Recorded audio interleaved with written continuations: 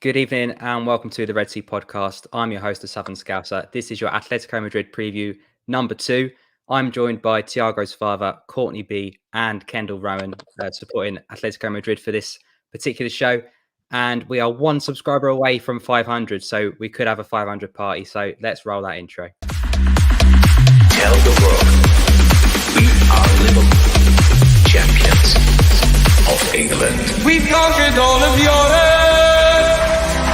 We're never gonna stop. From Palestine to Turkey, we've won the fucking lot. But Paisley and the Shankly, the fields of Anfield gold.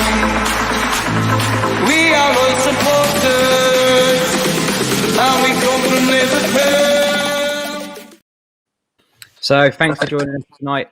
First, I want to just introduce Kendall. Thank you so much for joining us. How are you? Yeah, no, thank you for having me again. As we were just saying before the stream, it's been a while now. So, thank you for having me again. But no, I'm good, thank you. How are you?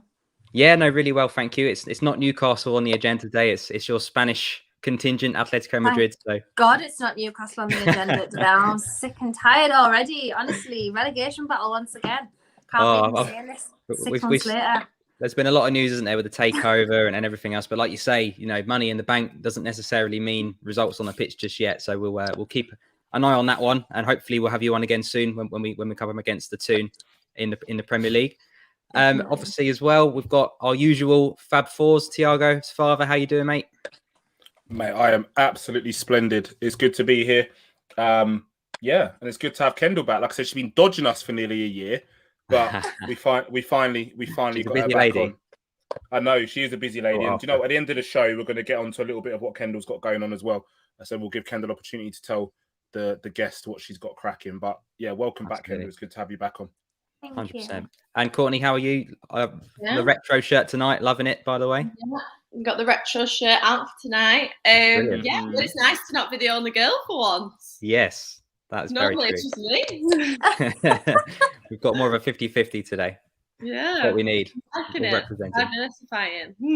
Absolutely. So obviously Atletico Madrid coming up this week. Champions League action. Last time out, 3-2 victory for the Reds, which was very, very nice. Very surprising. I didn't expect that many goals in a game featuring Atletico Madrid, but a 2-goal lead, threw it away to 2-2 and managed to just about get over the line. So Kendall, I wanted to just get your thoughts on the last game, the goals, the red card, and the Simeone snub at the end. What did you make of the game last time? It was an extremely frustrating result for me. That's basically all I can say on the result, because it was just very frustrating. I thought the refereeing on display wasn't great, and I think even Liverpool fans that I spoke to tended to agree. It wasn't just that, though. That wasn't simply that. Obviously, a stupid mistake from Hermoso, who I think probably I have called liability on several occasions. But we had almost a little bit of a defensive crisis because Jimenez was out or had just recently come back. Savic is still suspended for this game. He's just recently come back in the league. At the weekend, I think it was... I think his first game back at the weekend. So we're not defensively solid still at the moment. And the Griezmann red card, I understand why it's a red card. Still doesn't mean I agree with the rule or think that it's the rule of when you're not looking and it's a high foot is good. I think it's an annoying rule, but I understand it. But yeah, I think everything that could have possibly gone wrong that game for us went wrong. And it was just nice to see the fight to come back from being 2-0 down. It was nice to see, and I know that is something that Simeone does instill in his team, that fight and desire to come back. Seen it in the league several times this season as well, and against when we played AC Milan as well, and won that in the last minute. So yeah, just hoping we can kind of resurrect that this time round. I know it's a little bit more difficult because it's at Anfield, but yeah, that's all I can really say, to be honest, on that. I think I was proper rattled at the end. I was like so rattled. This is doing my head in. Oh no, I agree Like you say, Atletico Madrid have always been a bit of a thorn in Liverpool's side. You know, you mentioned coming back. You did the same thing against us in the knockout round last season. You know, you looked dead and buried, but stuck in there, hung on. And I remember seeing Simeone a couple of weeks ago on the sideline at 2-0 down, and it's not a place he's used to being in. So especially at home, you know, I don't think anyone had won there for quite some time. So to fight back, it shows you, 2-0, 3-0 down. They're always in the game. So just before I come to you, James, we have hit that magic number, haven't we? We have 500 subscribers. No, guys, seriously, thank you for everyone who's shown the support to the Red Sea podcast. We've only been going since August, and to have 500 subs at this stage of the season is absolutely fantastic. So your support's absolutely appreciated. The hard work that goes in behind the scenes to get the podcast to where it is at the moment, and you guys are supporting and plugging away. So we really, really appreciate it. But yeah, 500 subs. Whoop, whoop, whoop. Let's go. Happy days. No, I completely echo all that you said, mate. But I just wanted to get onto that about Liverpool, because we've seen Atletico come back last season. We've seen them come back 2 weeks ago. And Liverpool's weekend, 2-0 up against Brighton at home, looking like it could be 4-5-0. And again, 2-2.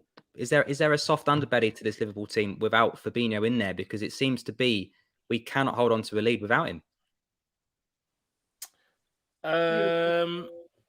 Look, I'm gonna take it here. Questions, mate.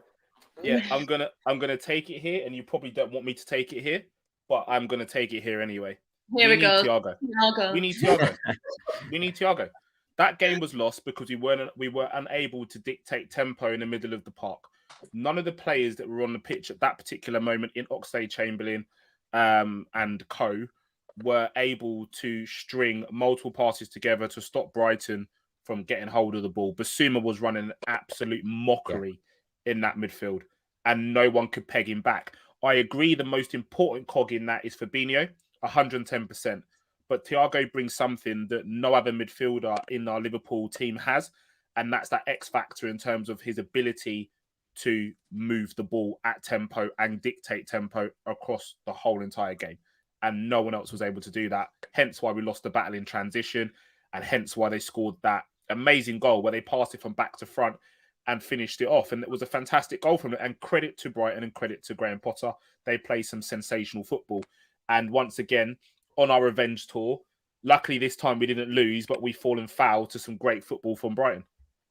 Yeah, no, I agree. Courtney, I was going to ask you a similar question. Have you got a slight concern about Liverpool? Because we've looked brilliant going forward, and we've scored 5-3 away from home, but there seems to be that little bit of kryptonite in that back line without a Fabinho in there, that we just seem to have that softness to us, and conceding multiple goals in games.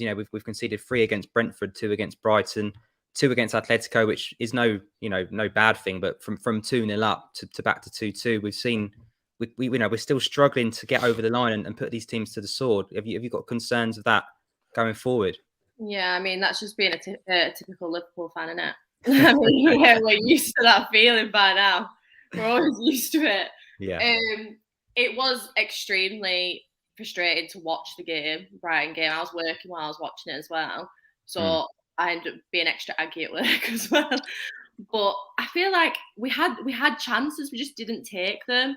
I feel like in terms of his individual sloppiness at points as well, I know Klopp was going absolutely mental at Van Dijk in his placement. Like it's one of them we just need to brush up, basically. Yeah. We've got the groundwork in, but we just need to polish it.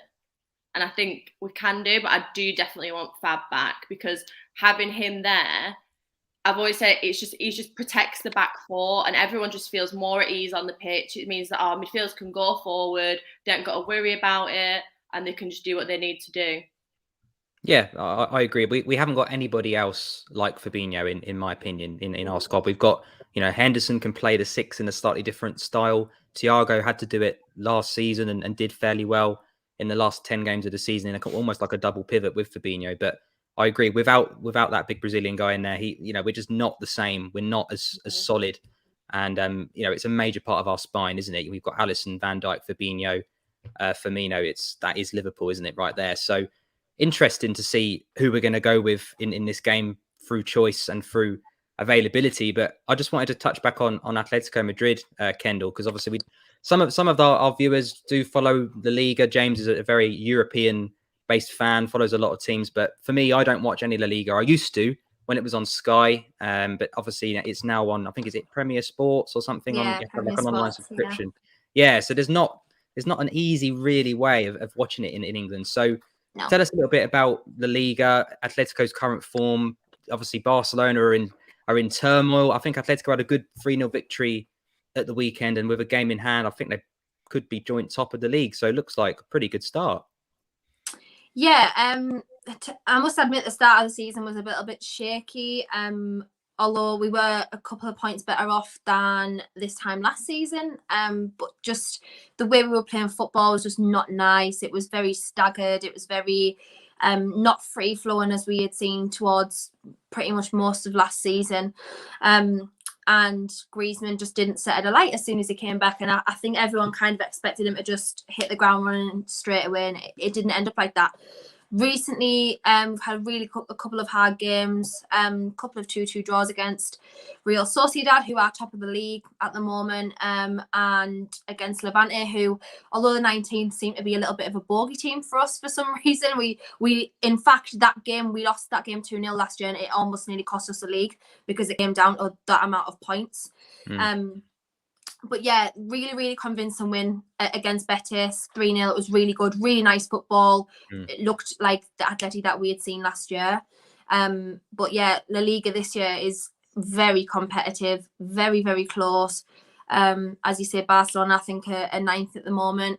And yeah, we've got a game in hand, so you're right. That is a little bit of a saving grace. But I think the points between like first and fifth are just extremely close at the moment. So just got to kick on and hope everyone comes back to fitness soon, because there is a couple of people missing actually.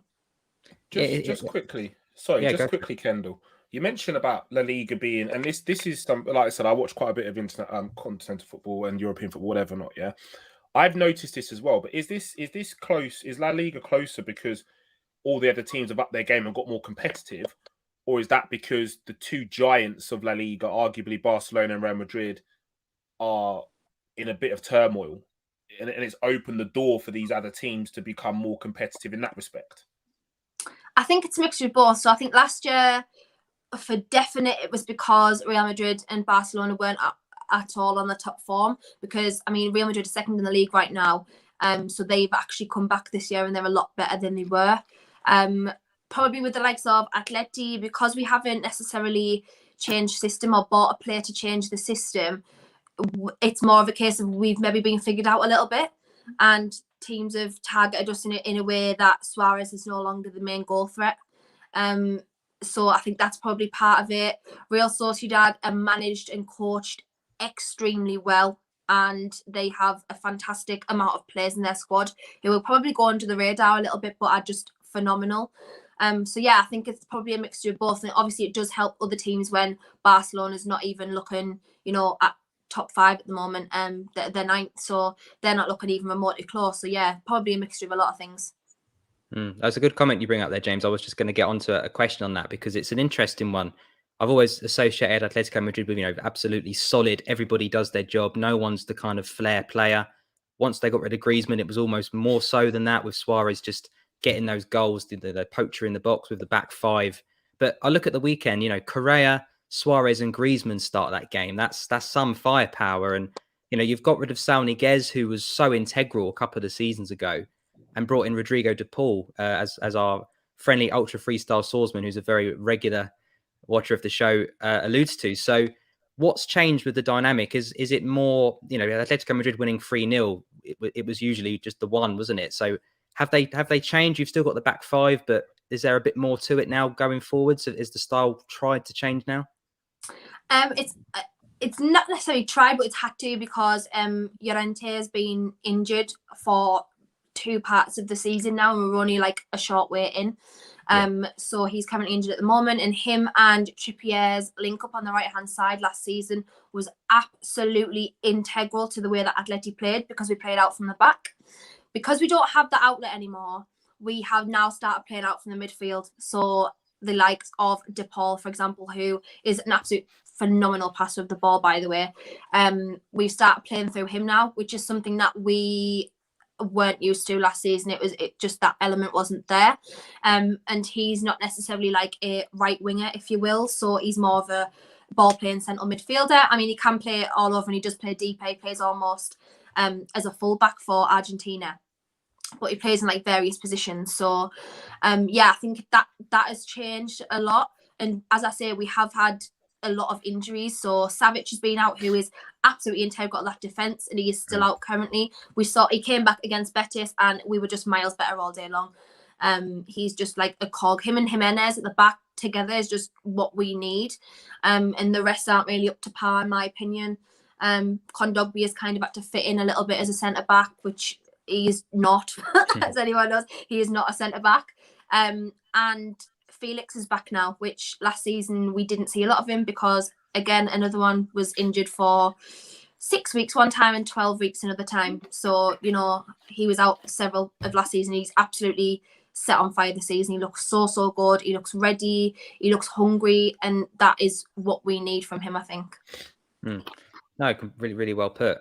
Courtney, just going to come to you. There was a bit of a shock last time we played Atletico Madrid. We were all ready for Luis Suarez to start the game, and strangely, he was on the bench. And Atletico went with Griezmann and Felix, which I think were the usual backup brigade to Correa and Suarez, at least for the beginning of the season. But just Luis Suarez, what does it mean to Liverpool still? Do we still hold him in our hearts? Do we look at him with a little bit of hate because he left us? He went to Barcelona.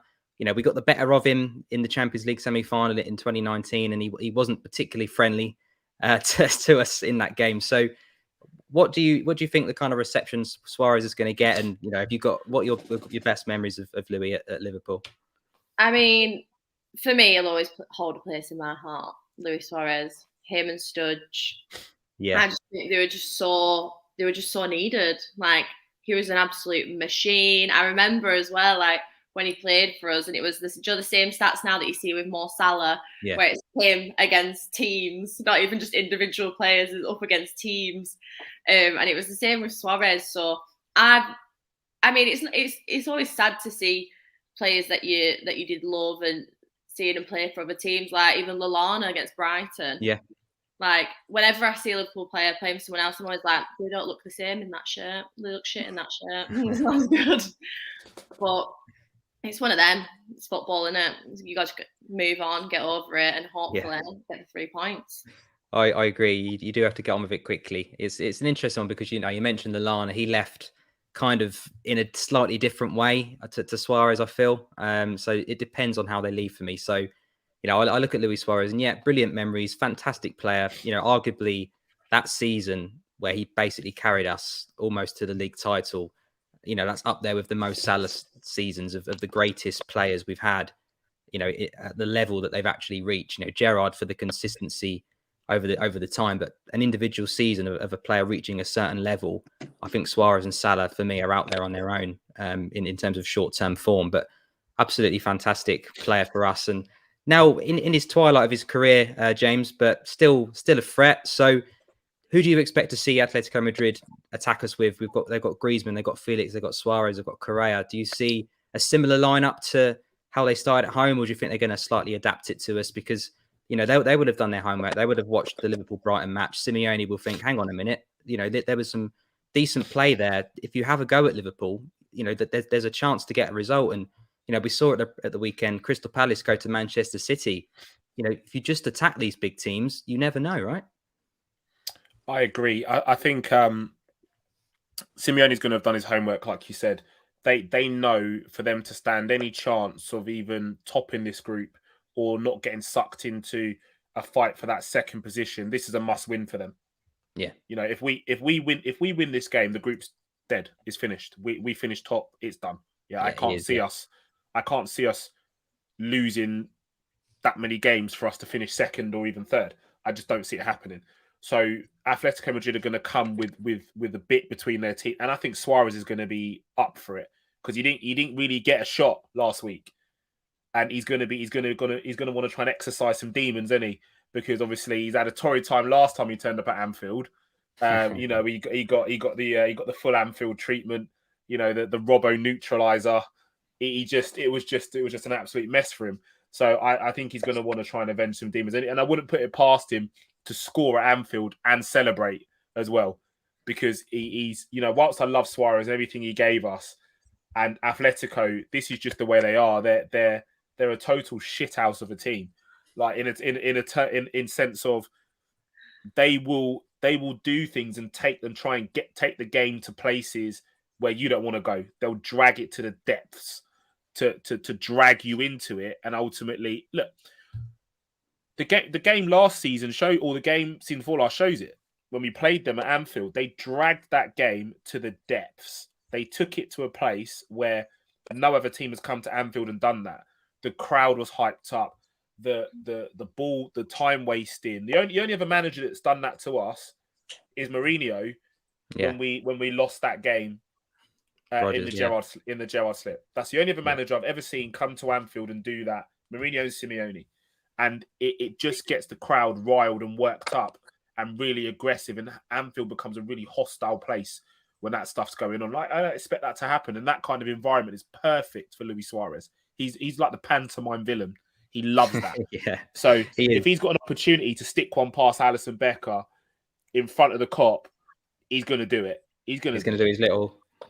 He's going to do it. He's going to do it. He's going to do the little celebration. Trust me, he scored against Barcelona and he didn't celebrate. So I don't think he'll celebrate against you guys if he scores. It's an interesting. Did he not celebrate in the 3-0 Barcelona win against us at the Nou Camp? Did he score a goal and celebrate in that game? I'm sure he did. I think they crowded around him and he kind of put his arms around people. I don't think it was a full-on Luis Suarez celebration, but I could see. To watch that back. I could see a full-on, because I reckon Anfield are going to get onto him. They're going to get onto him, and if we're getting onto him, it's only going to hype him up, and he'll be the pantomime villain, and he'll say, "Do you know what? Fuck you. Have this." Do you know? No, he's Diego Simeone on the pitch, isn't he? He's the same. 100%. The same tactical, and that's why they get on so well. And there's a lot of South Americans in that team, isn't there, Kendall? I know there was one called off a league game because of the late return with the South American qualifiers. I think that was the last time we played. Obviously, they've not had that luxury this time. Looking at the table now, are you slightly worried? Atletico 4 points with Porto. If you were to lose this week to Liverpool, is there a danger that you could be dragged, as James said, into that kind of second place Europa League kind of battle with Porto? Because I think it was a draw between the two sides on the opening day. So is this a must win? Is it don't lose, or is it just whatever happens, you back yourself to beat Porto and Milan in the return games? It's 100% a must win, because you don't want to be getting to a point where you are result watching and, wanting other teams around you to draw. You don't want to get to that point. Absolute must win. In fact, the game at the One Day, in my opinion, was a must win, even though it's not like necessarily a deciding game. But for me, this is even way beyond that now, because we didn't win or draw that game. If we had drawn the game at the One Day, I would have been less worried, but obviously the fact is we didn't. So this is absolutely now like a must win for us, just to have a little bit more security on that second place. I don't think we're going to top the group now, in my opinion. And yeah, we really just need that second place now. Yeah, I agree. I mean, Courtney, do you think that really this is all set up for Liverpool? I mean, we've got a couple of 3-2 wins. Let's be fair. Milan came back again. We've mentioned that soft underbelly. That was another example of it. But Liverpool sitting on 9 points. If we draw this game, we're through. We're guaranteed to qualify. If we win it, we top the group. And with Porto and Milan in the game week 5 and 6, we can then start to really rotate and rest a lot of players and don't play people that actually are needed, like we managed to do last year, and lose them for 3 months. So is tomorrow a must win? Do you think really let's get it done, job done, finished? Or do you see a little bit of rotation in the Liverpool side with West Ham coming up on Sunday? For me, I feel like it's going to be a case of rotation. It's not a must win. I don't think it's a must win situation. I feel like West Ham is a must win situation. I think you should prioritise the West Ham game over Atletico. I'm hoping to see some rotation. I'm hoping to see Simicas playing against Atletico. But yeah, it's one of them. I think that with the draw we'll be fine. I think with the draw we'll we'll go through. I'd be happy with a draw. I'd take a draw. Yeah, I think so. I mean, James, I said, didn't I, before this double header where we've got Madrid twice in a row, that, you know, if we was to win one, lose one, or avoid defeat, you know, a couple of the draws, that we would have taken it. And it's an interesting point that Courtney makes, because, you know, you look at what's the most important game, and I think with how relentless the Premier League is, the points we've dropped against Brighton, we've given Chelsea that little bit of breathing space. Even if we was to lose to Atletico Madrid, they go to 7. We've still got 9. You know, that it's still within our hands to beat Milan and beat Porto and still win the group. So in terms of where we sit, I tend to agree with Courtney that really, if we're going to rotate, it's for this one. And that's no disrespect to Atletico Madrid at all, because they are probably a better team on paper. You know, obviously they are. They're regulars in the knockout stages of the Champions League. They're the current champions of Spain. But I think the Premier League at the moment is the more important match, just because of where we stand. And realistically, I think we need to rotate in this one. I mean, let's be clear. Every game when you're Liverpool Football Club is a must-win game. Every game is a must-win game. So when you go out as Liverpool Football Club, the expectation, especially against the Brighton, the expectations there, especially against the West Ham, the expectations there. So if we are forced to rotate, and again, even if we do rotate, Konate, I know he started the last game, but Konate is undoubtedly a backup to Joel Matip at the moment. Gomez is undoubtedly a backup to Joel Matip. Yeah, the drop in quality isn't massive. The drop in quality in our centre back positions isn't huge. Yeah. Tsimikas versus Robbo at the moment.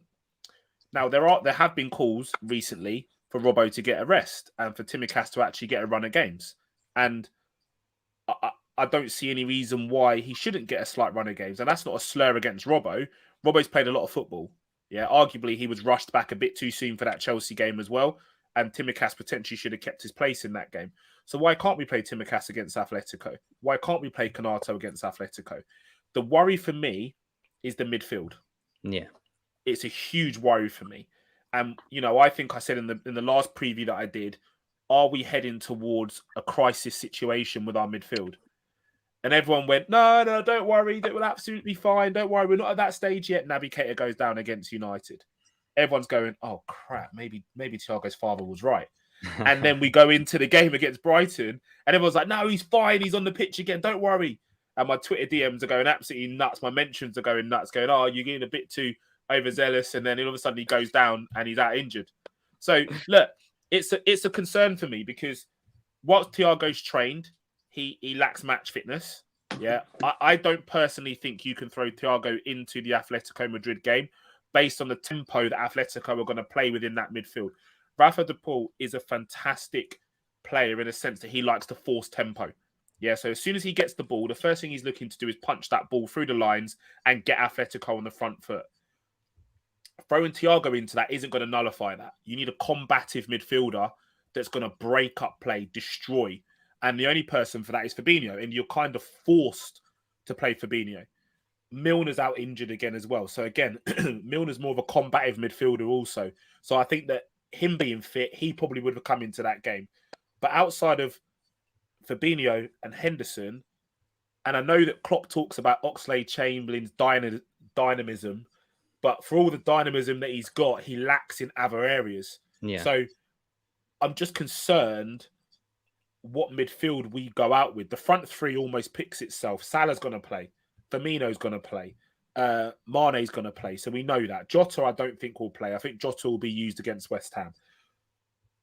So midfield-wise, what do we do in the middle of the park? So it almost looks like it's a free hit for us. Do we just go out there and go, yeah, fuck it, rotate the whole squad, free hit. If we get something out of it, we get something out of it. If we don't, hey-ho, but we've saved everybody for West Ham, exactly what Courtney's saying.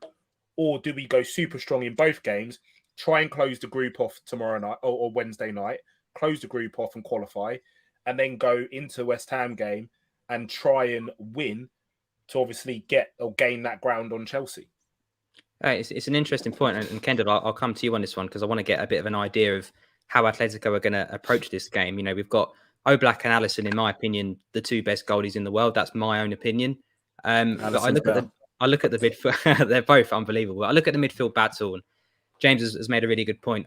I think personally, this game hinges on Fabinho playing. I think if Fabinho is fit and available, I think we win. I think if Fabinho is missing, I think we're in trouble because I've got Henderson in there, Curtis Jones in there, and Oxlade-Chamberlain. That's probably going to be the midfield three purely because that's the available three that we have. If Fabinho is fit, Henderson is in there with him with another, I think we can edge the game. So do you look at Liverpool and think Fabinho is the key to this game, or do you think no, Mo Salah, Mane, they're going to be all right with or without him? Where do you see this game winning and losing? That's the thing. I really rate Fabinho very, very, very, very highly. I think he is a player that no matter what team he's going to play in, he's always going to be a cog that you need to be the very best team that you can be. I think that's just the type of player that he is. I agree if he plays, that is more of a worry for us. And if he doesn't, then as was said, Rodrigo de Paul is probably going to dictate that midfield a little bit and try and play centrally. So yeah, I would much rather Fabinho not play. But if he does, we're just going to have to figure out, and probably instead of playing it centrally, we will drag it out wide a little bit like we did in the first game when things weren't working initially for us. We probably will drag it out wide a little bit and try and cross it in from the likes of Carrasco and Trippier, I think. No, it's a good point. And just on Trippier, because obviously someone we know well, all of us know well from the Premier League.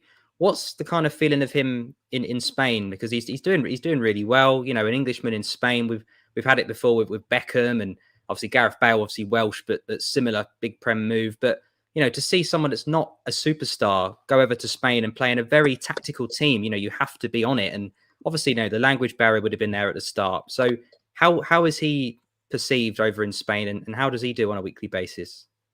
He was absolutely nothing short of instrumental last season. As I said earlier, him and Llorente together was a massive reason as to why we played so well. Played out from the back a lot, and he was extremely good. And I think in the summer when Man United came in for him and Atleti said 40 million or nothing, I think that was testament to basically how much we valued him at the time, because we don't necessarily have a right back in the squad apart from him. There is right backs there, but he can also fit in as a right wing back as well, which is we don't have that unless we use Marcos Llorente in that position, which I don't like in that position because I think he's better as an attacking forward. So yeah, we don't have necessarily anyone to fill that role. So he is absolutely vital. If he wants to move in the summer again, which I'm assuming he's going to try and do again because he wants to end his career back in the Premier League, and that's totally acceptable. That is fine. Then we're going to have to recruit extremely well for somebody who can play his position, who isn't, as you say, like a superstar, because we're probably not going to get that. So yeah, really, really, really good. We haven't seen him as much this season so far because, as I say, Marcus has been injured, so that kind of link up hasn't been there as much. We've been playing a lot more centrally from the midfield. But yeah, I still think when Llorente is back and Trippier can, be his kind of free self and do what he needs to do on that wing, I think we'll be fine again. Yeah, and in terms of the lineup, do you see?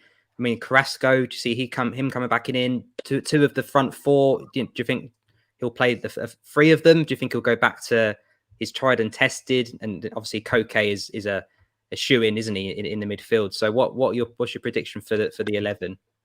So I think it'll be a 5-2-3, my opinion, five at the back. I think that's how it'll go.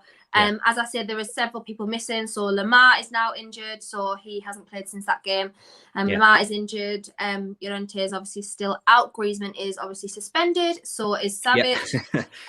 So the team is almost picks itself, apart from I would say I'm not even sure if they're going to start Suarez this time round. I don't know whether Cunha is going to come in, who we obviously signed in the summer. I don't know whether he's going to come in for Suarez. And then if the game is not going the way Diego wants it, then Suarez might come on later on. So I think it'll be... We don't really have a choice of the back three, because it'll have to be Hermoso, Felipe and Jimenez, because that is realistically all that's fit. and then it'll be probably Carrasco and Trippier as the wing backs, Koke, Rodrigo de Paul in the middle, and Felix, Correa, and Suarez or Cunha, depending on the front three, I think. Because the front three, he's been playing, it's been working. So I would not change that right now because it has been working very, very, very well. So I wouldn't be changing the front three at all. It'd be very bold, wouldn't it? Front three away to Liverpool. Simeone, that's very much against his DNA for me. But, you mentioned Suarez. He came off after 70-odd minutes against Betis at the weekend. The game was already won. So you feel potentially being saved for this one. One of the first ones to come off. Everyone else was 84th, 88th minute in that game. So interesting one. So James and Courtney, we need to pick our Liverpool 11, really, don't we? We've mentioned Smikas, we've mentioned Kanate, Matip. Gomez hasn't really featured. He looked very, very shaky against Preston in the cup for me. James has mentioned the front three. Could we see a front four potentially? Or does Jota come in for Mane, for Firmino? What are we thinking? I mean, just quickly before we get into this is a great question from Ultra Freestyle Swordsman. Yeah, just as we're about to talk about starting lineups. It just takes me back to what I've always said about Curtis Jones. He doesn't do the basics well enough for me. He's a phenomenal player, like a lot of talent, but just needs to hone in on the basics, when to play fast, when to slow it down, when to break, when not to break, when to secure possession. Just those little things, but I think that's going to come with more game time. As he plays more in the team, you're going to pick those things up because you've got seasoned pros around you. When you're playing in the midfield of Jordan Henderson, arguably super cheerleader, you're gonna hear the call. You're gonna know when to go. You're gonna know when to kick on. You're gonna know when to push on. Same as if you got Mohamed Salah in your team. If he makes a run and he's in behind and you don't give him that ball, he's gonna let you know. And you're only going to do it. You're only going to do it once before you then think, crap, he's made the run again. I need to push it forward and get the tempo up. So that's all going to come with game time. I mean, moving on to where we stand in terms of our team, I stand by what I said. The midfield is a concern for me. I feel the back four, there is room to rotate there, but it depends on what Klopp is going into the game looking to achieve. If he's going into that game thinking, I want to win the group tonight, and put this to bed, because we're on 9 points. We win this, we're on 12. It's game over. Yeah. So if he wants to put it to bed, he's going to go super strong, and he's going to go strong early. So it will be Mane, Firmino, Salah. The back four will be Trent. It's going to be Matip. It's going to be Van Dijk. It's going to be Robbo. The only person who is an absolute shoo-in to that midfield, based on what we've got at the moment, is Henderson. Yeah. The other two positions are up for grabs for anybody. For anybody. It could even be the fucking kit man right now.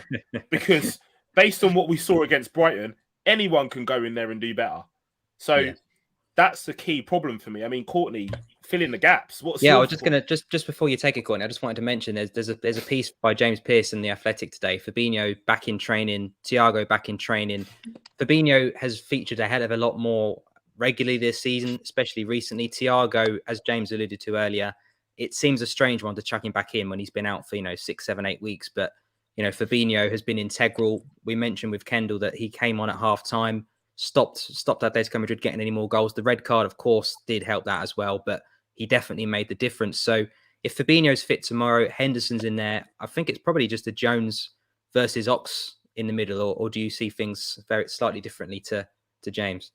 No, see, I see it the same as that. I think normally we always err on the side of caution as well with our injuries, but because he's just so needed, I think that's just going to go out the window and he's going to be like, fuck it, he's playing. Yeah. And I hope he says that. Yeah. Because I want to see him there in the midfield three. Obviously, Hendo is a given. What? Would you play him at the expense of the West Ham game? Like that? Because that's a concern for me, because I feel like we did that in the last Atletico Madrid game and we ain't seen him since. I don't think he was fully fit, but we had to stop the stem. So they chucked him on and he done his job. But we're now in a position where he ain't played for 2 games. So do you risk him knowing that this is almost like a free hit? Like, we're on 9 points. Atletico stand no chance to catch us immediately. Do you say, rest up, we got West Ham on the weekend, and West Ham, credit to them, they are playing Right. some sensational football. They're going to Right. bring it. They're going to come all guns blazing. Declan Rice is playing out of his fucking skin. Yeah, I don't know what he's had to eat, but he's playing out of his absolute skin. Yeah, obviously wants to move to either Chelsea, United, or wherever he wants to move to. But he's playing some serious stuff. So does another game's rest help our cause more than it does in this game? I don't know, to be honest with you, because for me, if it is, I would want him playing personally. I'd want him on the pitch. But then it was a case of, for West Ham, do you really want him going into that not playing any minutes? Very, very good question. So in that respect, then if you're looking at it that way, and you're talking about game management, minutes under the belt, so on and so forth, my midfield three would be Thiago, Hendo, and Fab. If we're talking about minutes, so we get a grasp on the game really, really quickly. We dictate the pace of the game. We almost pass Atleti to death. That's with playing that midfield, you're looking to pass them to death. We haven't seen that midfield yet, have we? I've wanted to see it for a while. Look, I've said it, but people disagree. That's our best midfield. But I don't want to get into it because we could be here all night. I don't want to get into it. I don't want to open the debate up.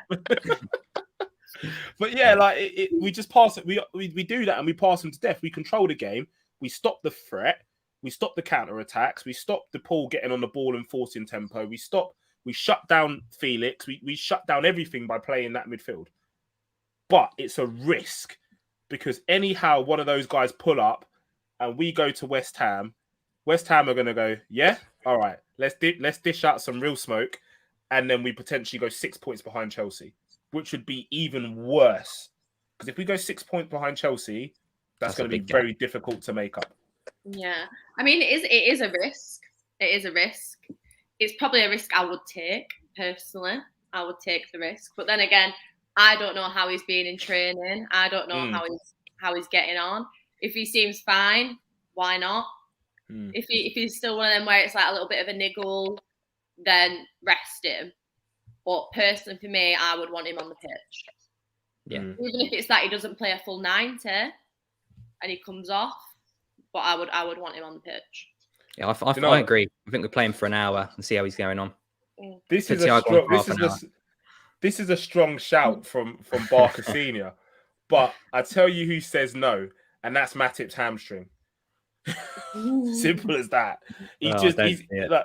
Mate, he could play there. You know he could play there, but his hammies are like, nah, bruv. do you know what I mean? Absolutely. So getting on to where we always finish with score predictions then. So Kendall, as our guest, I thought I'd come to you first. What is your prediction for this game? Simply because it's a must-win, I'm expecting us to go and win it.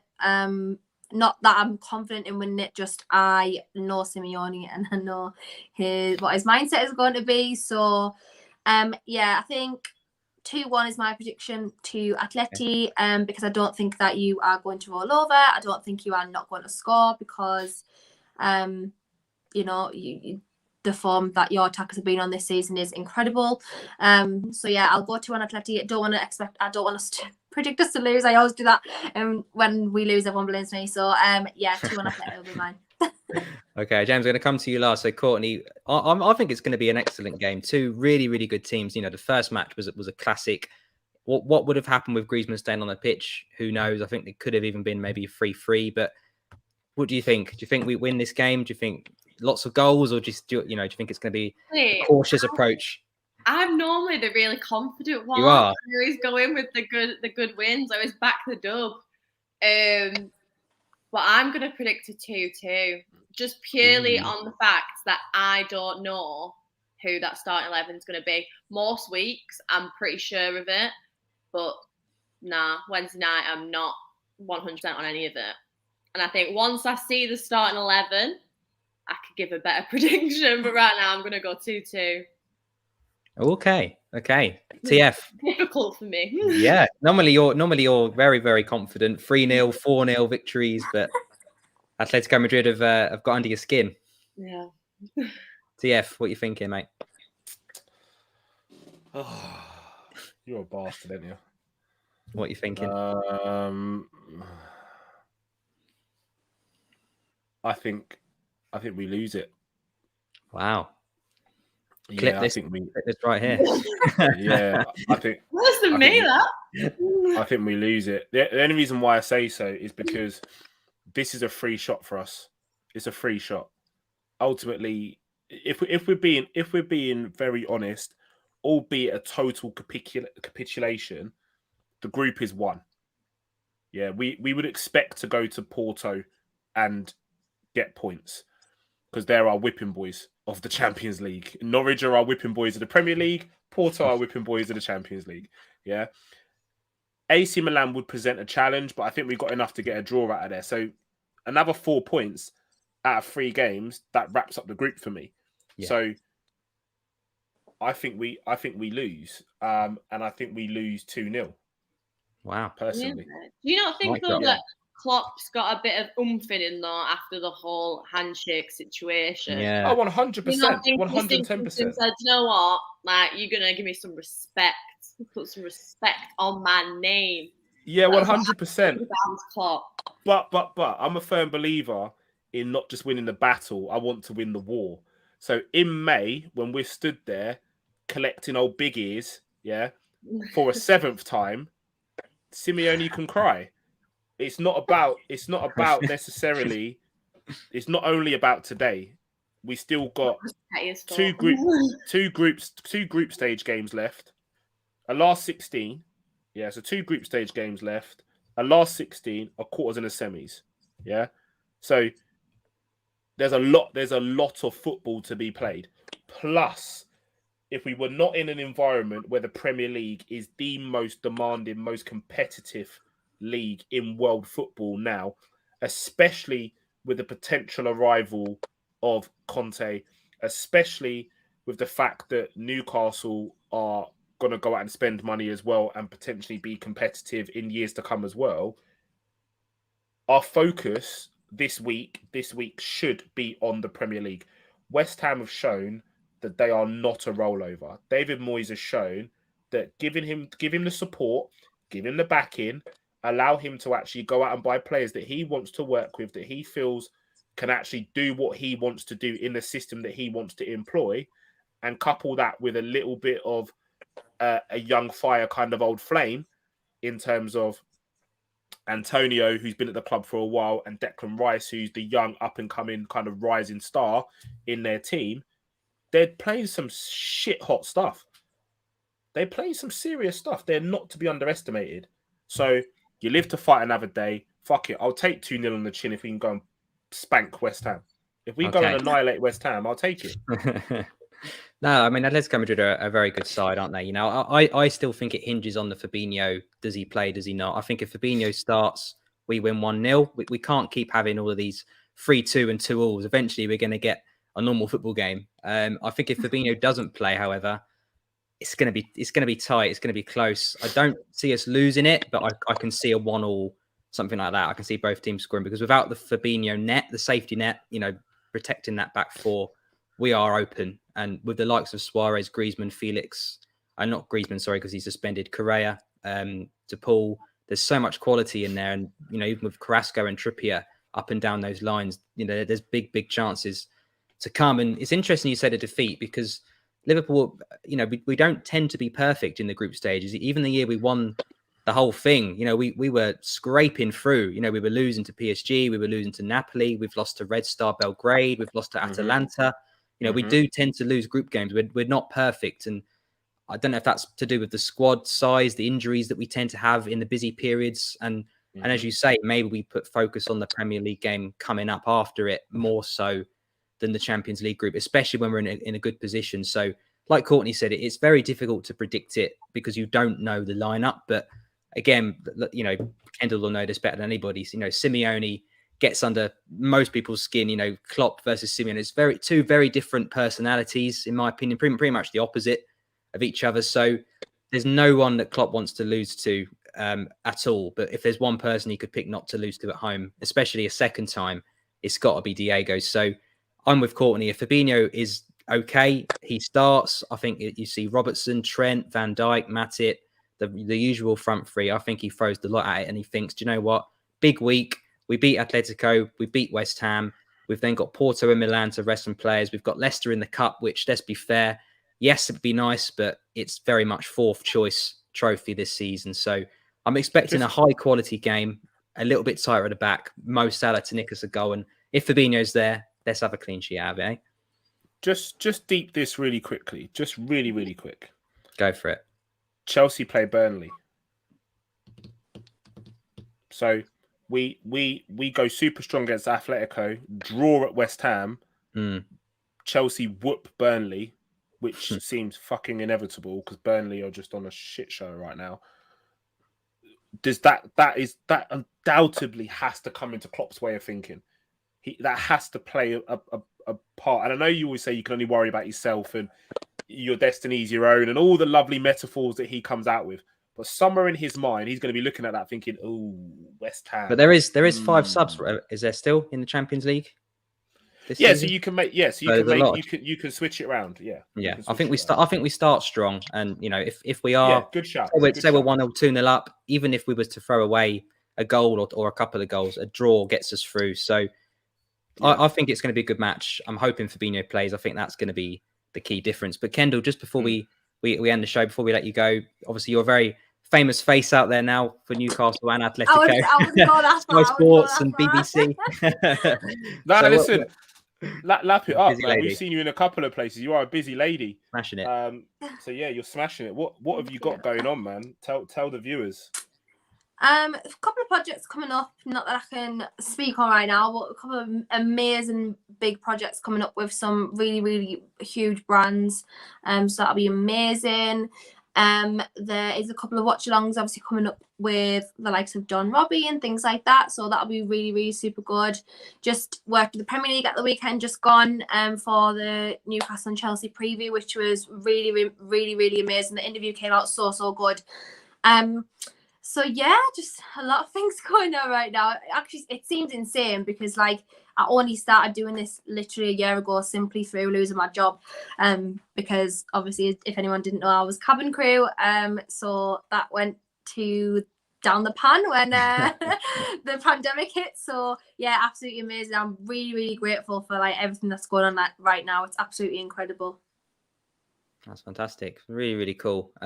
Same for us, really, wasn't it, James? You know, during COVID, you know, you meet people through screens rather than in person, and you know, it's a whole community, and you can see, you know, the love and support everybody gets, how quickly you grow. You know, getting the likes of yourself, Kendall. You know, people from Redmen across. It's really special. So long may it continue. But in terms of us, we've got Red Sea full time coming up after the Atletico Madrid show over on NFC Day Trippers. So if you haven't caught that, every single game Liverpool play this season, me and James or one of us and a guest are reacting to the match. So we'll be on there about 10 o'clock on Wednesday.